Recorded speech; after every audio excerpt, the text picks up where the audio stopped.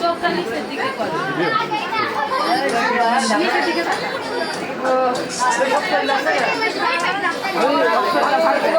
নিচের দিকে দেখা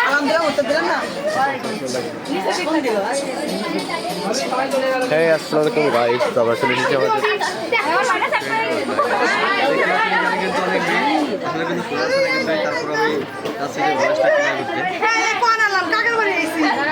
দেখি বেরোতে পারে কিনা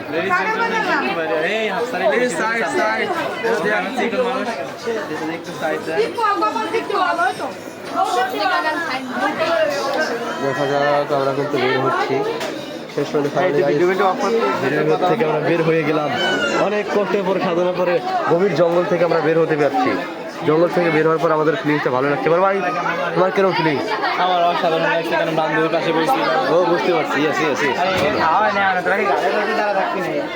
ওইসে সাইড